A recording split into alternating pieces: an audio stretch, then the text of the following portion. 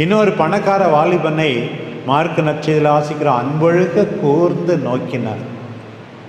உனக்கு ஒன்றே ஒன்று குறைவாக இருக்குப்பா, எல்லா கட்டளையும் அனுசரிக்கிற, ஆனால் பணத்து மேலே அளவில்லாத பற்று, உனக்கு உள்ளதெல்லாம் விற்று ஏழைகளுக்கு கொடு, என் கூட வா, நான் பார்த்துக்கிறேன்ற.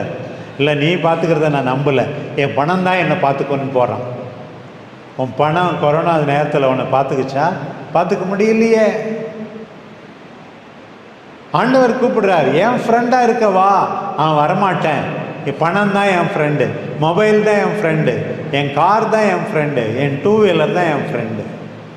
இப்படி நாம் சொல்லுகிறோம். மத்தேயு எல்லாத்தையும் விட்டுட்டு வந்துடுறாரு பாருங்க. இன்றைக்கு ஆண்டவர் பார்க்கிறார், உனக்கு ஒன்று குறைவாக இருக்கு, நீ வா. மத்தேயு போல வரப்போருமா?